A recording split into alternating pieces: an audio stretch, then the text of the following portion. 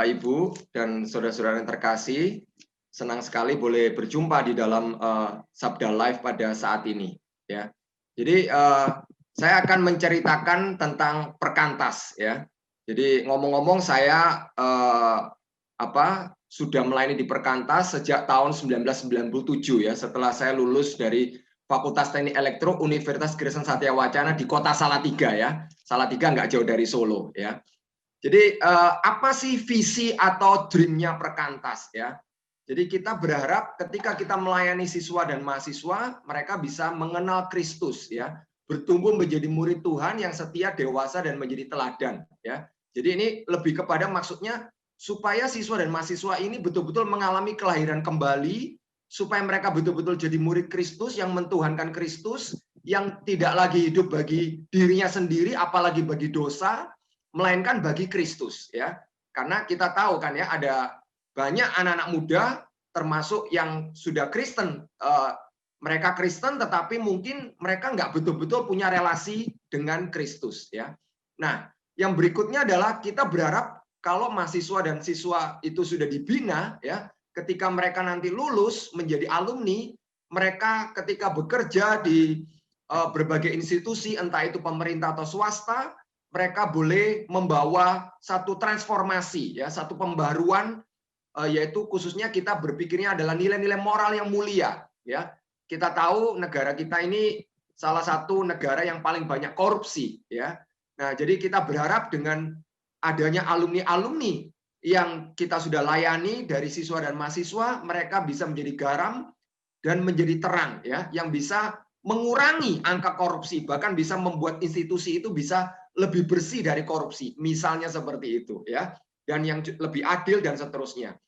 Dan yang terakhir tentunya kita berharap ya, kita berharap siswa dan mahasiswa yang kita layani itu kelak boleh menjadi duta-duta Kristus, menjadi misionaris ya, menjadi orang-orang yang terus memberitakan Injil ya, entah mereka melalui pekerjaan mereka atau mungkin secara full time mereka menjadi hamba Tuhan, menjadi pendeta, menjadi misionaris, menjadi penginjil ya, untuk mengerjakan misi Allah di Indonesia bahkan juga di dunia ini ya. Nah, kenapa kita fokus melayani siswa dan mahasiswa? Kita tahu bahwa mereka adalah kelompok yang potensial responsif terhadap Injil ya. Mungkin saya loncat sedikit ya. Jadi mungkin Bapak Ibu tahu ya bahwa ada satu penelitian yang mengatakan bahwa 78% orang Kristen itu mengambil keputusan mengikut Kristus sebelum usia 21 tahun ya.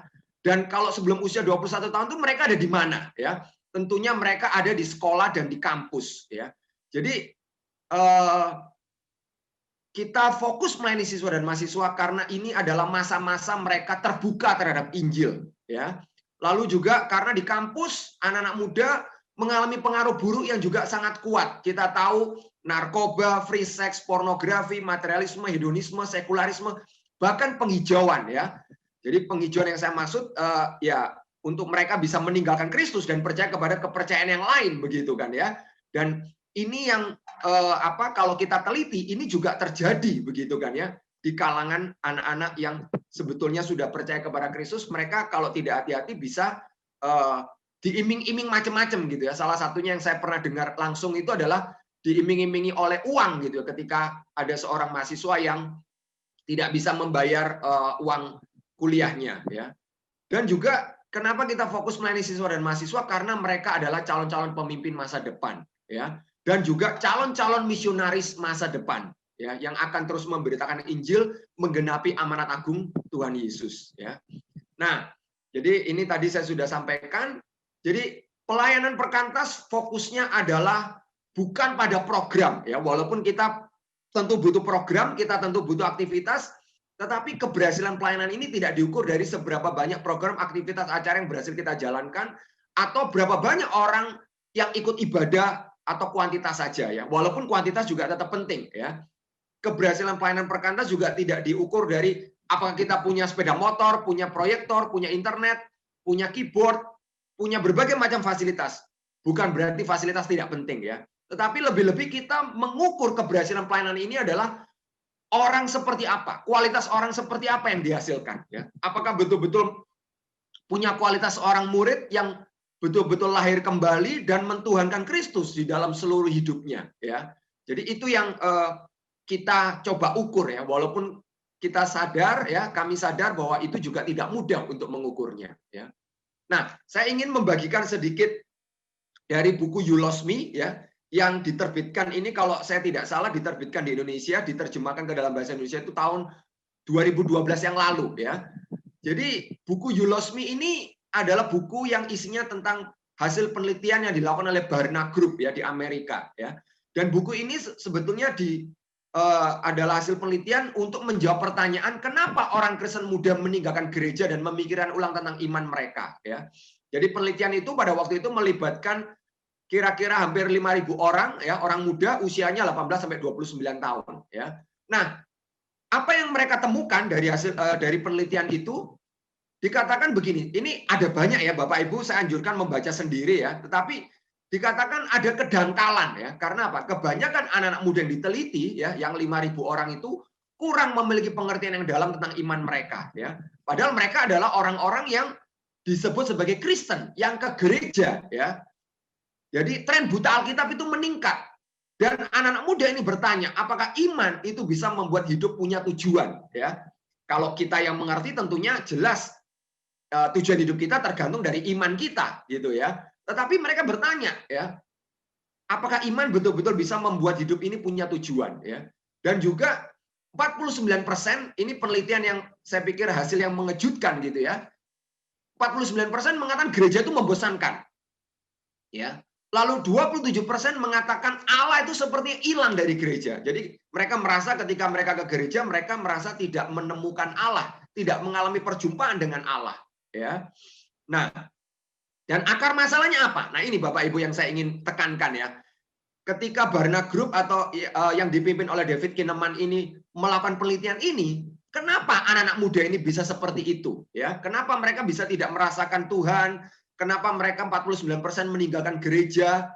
Nah, masalahnya adalah pada pemuritan, ya. Karena gereja kurang cukup mempersiapkan generasi mendatang untuk mengikut Yesus dengan setia dalam budaya yang berubah dengan cepat, ya. Sekali lagi ini konteksnya di Amerika, tetapi saya pikir kurang lebih kita juga di Indonesia mengalami konteks seperti ini, materialisme, konsumerisme, ya, internet, apalagi dalam konteks pandemi ini, begitu, ya. Jadi banyak pelayanan anak muda yang fokusnya lebih kepada jumlah kehadiran daripada fokus kepada pertumbuhan rohani. Fokusnya lebih kepada mengadakan event, mengadakan acara supaya yang hadir banyak, ya. Tetapi tidak betul-betul mengerjakan pemuritan itu sendiri, ya. Nah, saya mau juga mengutip dari buku Practicing Passion, ya. Ini ditulis oleh seorang peneliti yang bernama Kenda Kresidin. Ini juga seorang peneliti youth ministry yang terkenal di Amerika, itu, ya. Jadi anak-anak muda itu merindukan apa sebetulnya, ya? Mereka itu merindukan ini, transcendence, ya, longing for transcendence, longing for fidelity, dan longing for communion, ya. Jadi ini, ya, transcendence itu maksudnya tuh mereka menyadari ada sesuatu yang lebih besar dari semua itu, dan mereka tuh mencari perasaan supranatural, ya. Anak-anak muda itu rindu untuk bisa mengalami perjumpaan dengan yang supranatural, ya. Itu, dan ketika mereka tidak menemukan itu, nah mereka bisa mencarinya di tempat-tempat lain, gitu kan, ya. Makanya kalau kita tahu misalnya kayak di Amerika itu kan banyak orang-orang muda, ya, termasuk kita tahu artis-artis yang akhirnya tuh ikut meditasi begitu kan, ya, dari agama-agama yang lain untuk mereka bisa mengalami perjumpaan dengan supranatural itu. Dan mereka lupa gitu bahwa di dalam kekristenan kita itu, Tuhan Yesus sendiri mengatakan dalam Yohanes 15 gitu kan, ya, bahwa kita itu tinggal di dalam Kristus dan Kristus tinggal di dalam kita, gitu, ya.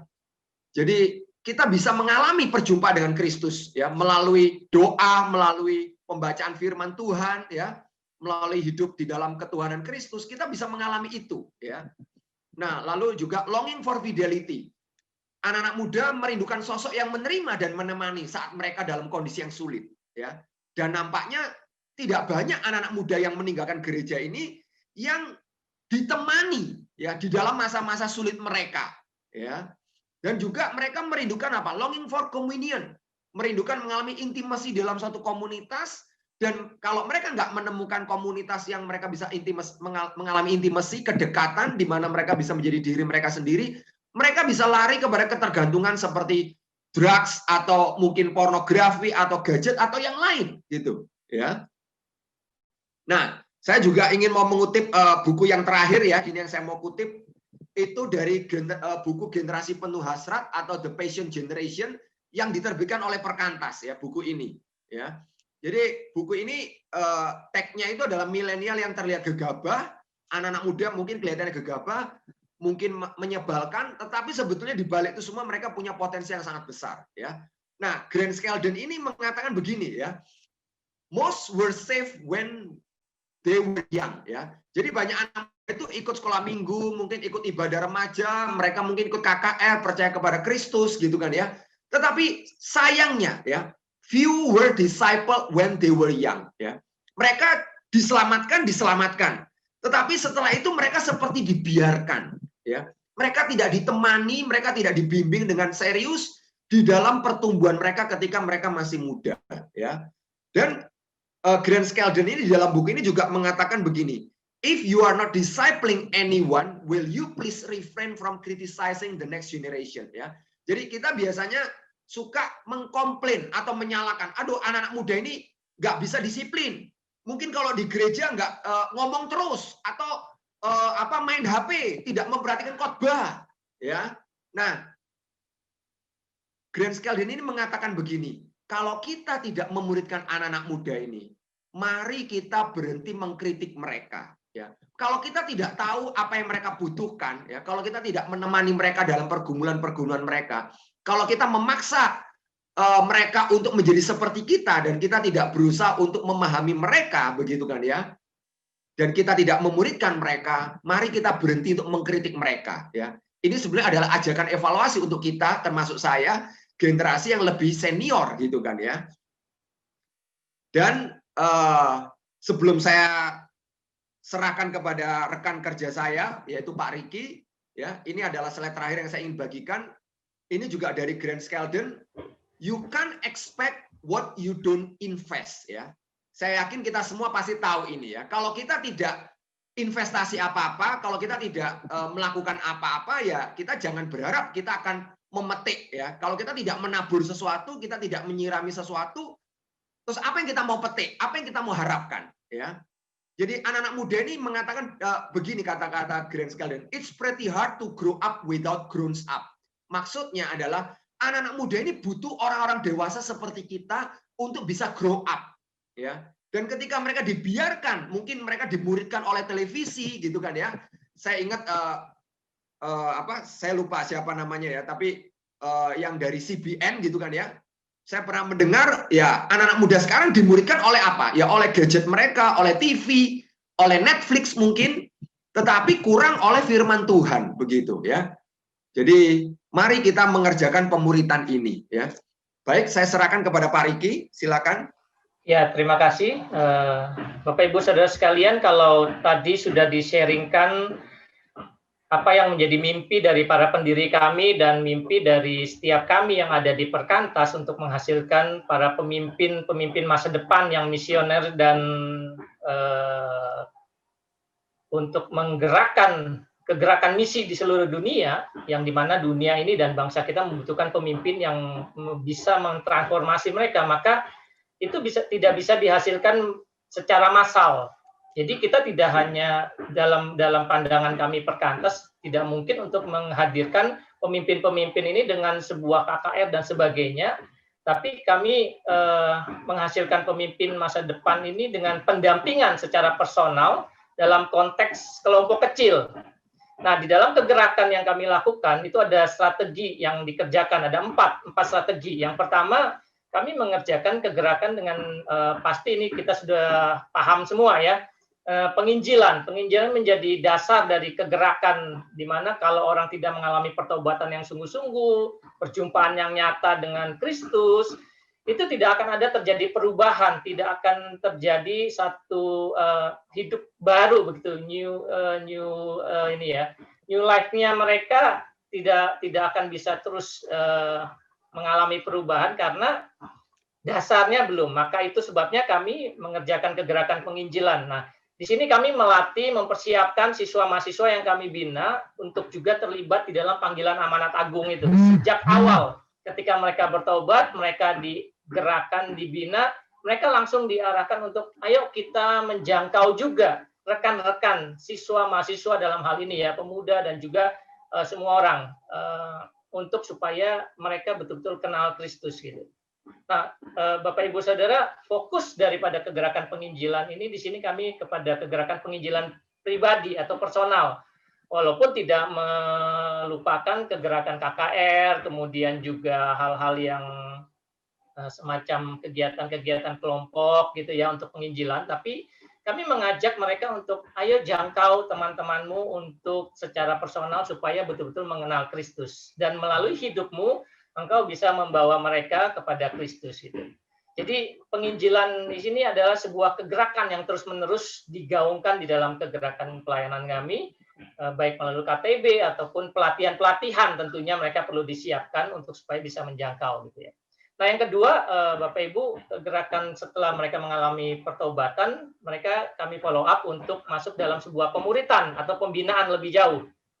Jadi siswa mahasiswa yang telah bertobat ini kemudian kami bina melalui bimbingan dengan metode kelompok kecil yang selama ini kami sebut dengan KTB, kelompok tumbuh bersama, karena setiap orang perlu bertumbuh, termasuk pemimpinnya pun perlu bertumbuh begitu, makanya namanya kelompok tumbuh bersama. Nah, di sini dengan terintegrasi juga dengan tentunya program-program yang besar, misalnya di persekutuan mahasiswa atau di persekutuan siswa, ataupun retreat dan sebagainya. Kami membina mereka, mempersiapkan mereka, dan mencoba mengarahkan mereka untuk melihat visi hidup mereka yang bukan hanya sekedar menjadi baik, bukan hanya sekedar menjadi Kristen yang suci, tetapi menangkap tujuan hidup mereka untuk melakukan sebuah kegerakan misi kepada Tuhan. Jadi kami bangun karakter mereka, kami dampingi hidup mereka secara keseharian, dan ini bukan hanya bicara transfer ini ya, membagikan knowledge, pengetahuan Alkitab yang mereka juga bisa belajar banyak ini di Sabda sebenarnya ya, program-program Sabda sangat banyak itu bisa dipelajari. Tapi kami coba mendampingi pengalaman hidup mereka, perjalanan hidup mereka, tahap demi tahap, karena memang itu sesuatu yang sangat dinamis sekali. Tadi disebutkan juga, ini kegerakan pemuritan yang dinamis gitu. Jadi pergumulan hidup sehari-hari yang dijalani itu didampingi, karena ada banyak hal yang kemudian dijumpai dalam realitanya. Nah, kami punya kurikulum yang kami siapkan untuk proses yang berfokus kepada profil. Jadi ada tahapan-tahapan profil yang harus dicapai oleh tiap-tiap orang yang kami bina, yang kami arahkan untuk sampai kepada keserupaan dengan Kristus, dan pendampingan personal itu atau pengembalaan pribadi menjadi kunci dari pentingnya menghasilkan hidup yang diubahkan, hidup yang sebagai murid yang serupa Kristus. Nah, ini yang kami sebut transfer of life. Jadi setiap orang yang sudah diubahkan, mereka menjadi orang-orang yang kemudian juga mengubahkan. Ya. Karena itu pemuritan bukan sekedar transfer knowledge tadi, tapi transfer of life. Jadi hidup kita yang sudah mengalami Tuhan, maka kita bagikan dan berjalan bersama dengan muridnya. Gitu. Jadi dalam proses inilah kami mengerjakan pemuritan untuk betul-betul masuk di dalam pergumulan personal daripada setiap murid yang kemudian bergabung di dalam kegerakan pemuritan yang kami kerjakan. Nah, tapi tentunya tidak sampai di situ saja. Ketika mereka sudah dimuridkan, kami punya tahap yang selanjutnya, strategi, yaitu pelipat gandaan. Jadi kami mengajak ya siswa-mahasiswa yang telah dibina, diberikan kepercayaan untuk tanggung jawab juga mengembangkan karunia-Nya dalam membina siswa-mahasiswa yang lain. Nah, kami mengajak mereka untuk melipat ganda, sehingga makin banyak siswa-mahasiswa yang kemudian terjangkau, yang kemudian dimuridkan juga. Ya, ini strategi ketiga kami, pelipat gandaan. Jadi mereka dipersiapkan, termasuk di dalam pelatihan-pelatihan yang diberikan kepada mereka, untuk kemudian mereka bisa memuridkan. Ya. Jadi ini multiplikasinya berjalan dan terus-menerus berlipat ganda. Nah, itu yang menjadi harapan untuk kemudian dari pengalaman mereka dengan PKK, atau kami sebutnya PKK ya, pemimpin kelompok kecil gitu. Dengan pengalaman mereka bersama PKK-nya, pemimpinnya, mereka juga akan kemudian melakukan hal yang sama dan bahkan bisa lebih jauh lebih baik dengan orang-orang yang mereka muridkan juga. Jadi setiap orang yang masuk dalam pembinaan proses pemuridan ini kami arahkan untuk supaya mereka juga harus memuridkan. Dan bukankah itu juga menjadi fokus kita bersama ya, amanat agung, memuridkan seluruh bangsa begitu. Nah, setelah dalam proses di dalam konteks siswa mahasiswa, maka mereka kemudian setelah lulus, disitulah mereka kami utus. Nah, ini strategi yang keempat, pengutusan. Jadi siswa mahasiswa ini kelak harus meninggalkan statusnya dan kembali ke masyarakat, ke tengah-tengah masyarakat. Di dalam proses ini mereka diutus sebagai alumni ya, yang sudah dibina untuk kemudian membawa perubahan, transformasi bagi bangsa dan juga bagi dunia. Nah, mereka kan orang-orang yang sudah dipersiapkan, diperlengkapi, dan mereka kemudian masuk di dalam dunia nyata, dan mereka, walaupun di dalam kegerakan kami juga ada pembinaan alumni untuk tetap mendampingi mereka, tapi kemudian pemuritan yang kami kerjakan bukan hanya untuk diri mereka, ya, tapi juga bagaimana mereka menjadi murid yang bermisi. Ya. Karena kami meyakini begini, bahwa misi itu bukan sekedar kepedalaman, bukan sekedar menjadi misionaris ke luar negeri dan ke berbagai tempat, itu jadi bagian yang sangat utuh, holistik gitu ya. Tapi misi juga menjadi kehidupan sehari-hari dari setiap orang gitu, setiap kita kan. Nah, maka kami mempersiapkan siswa-mahasiswa ini untuk melatih mereka, mempersiapkan mereka, membina mereka untuk di dalam kehidupan mereka nanti mereka bermisi menghadirkan kerajaan Allah. Nah, ini bicara tentang tujuan hidup begitu. Tujuan hidup dari orang setelah dia menerima Kristus sampai kepada dia kemudian bergerak di dalam kegerakan misi. Sekali lagi, misi yang kami kembangkan bukan hanya sekedar bicara tentang misi ke pedalaman, itu juga ada ya, misi ke luar negeri ke daerah-daerah tertentu, itu juga sedang dilakukan. Tapi bagaimana hidup mereka ketika mereka di dunia pekerjaan dan ketika mereka di dalam kesehariannya mereka bisa menjadi berkat bagi masyarakat. Ya. Nah, itu yang menjadi satu misi khusus kami adalah misi kepemimpinan tadi, kepada visi kami tadi. Jadi bagaimana kemudian mereka sudah dipersiapkan ini betul-betul bisa menjadi pemimpin-pemimpin yang membawa perubahan. Nah, di kalangan mahasiswa itu terkenal dengan agent of change gitu kan ya, agen perubahan. Mereka yang akan mengubah, mentransformasi menjadi hal yang lebih baik. Jadi ini yang kami coba tanamkan kepada tiap-tiap orang yang kami bina, ya, siswa-mahasiswa yang kami bina, untuk mengerti bahwa tujuan hidup mereka bukan hanya jadi Kristen, apalagi Kristen normatif ya. Nah, mereka harus bermisi. Jadi dari penginjilan yang bukan hanya sekedar juga penginjilan kepada Kristen normatif atau Kristen yang Kristen-Kristenan, tetapi juga kepada orang yang sungguh-sungguh belum percaya, belum kenal, sampai kemudian mengajak dan membina, mempersiapkan mereka untuk kemudian masuk dalam sebuah misi Allah, kegerakan yang besar untuk menjadi orang-orang yang membawa transformasi bagi bangsa dan bagi dunia. Dan juga kami tanamkan bahwa mereka adalah orang-orang juga yang harus menjadi berkat bagi gereja mereka masing-masing, di mana mereka beribadah. Karena mereka sudah dipersiapkan, diperlengkapi, disitulah mereka harus juga terlibat untuk supaya apa? Supaya bisa memberikan warna bagi gereja menjadi berkat di sana dan mensumbangsihkan apa yang menjadi karunia mereka yang Tuhan sudah berikan. Itu yang menjadi arah dan kegerakan daripada kami. Nah, itu sebabnya Bapak Ibu Saudara sekalian, kalau kita melihat bahwa perkantas bukan gereja. Karena perkantas terdiri dari orang-orang yang interdenominasi dari berbagai kalangan gereja. Nah, perkantas bukan gereja, melainkan kepanjangan tangan atau mitra gereja untuk menjangkau dan memuridkan. Dalam konteks ini kami mencoba menjangkau siswa-mahasiswa supaya kelak mereka bisa menjadi berkat bagi gereja, masyarakat, bangsa, dan dunia. Nah, ini kegerakan yang proses yang kami kerjakan di dalam pelayanan perkantas. Kalau di siswa itu kurang lebih, kalau dari SMA 3 tahun, dari SMP 3 tahun, dan kemudian di mahasiswa 4 tahun, maka proses itu yang kami coba kembangkan melalui sebuah kurikulum pembinaan yang di dalamnya juga terintegrasi dengan program-program kegiatan dan juga bagian-bagian daripada pembinaan-pembinaan yang mungkin ada gereja yang lakukan dan sebagainya. Jadi semua saling melengkapi begitu.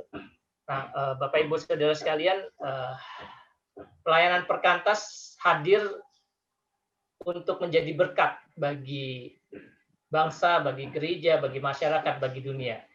Berharap setiap orang yang kami bina dan kami persiapkan bisa sungguh-sungguh masuk dan dipakai Tuhan untuk melayani dan menjadi berkat bagi kita semua.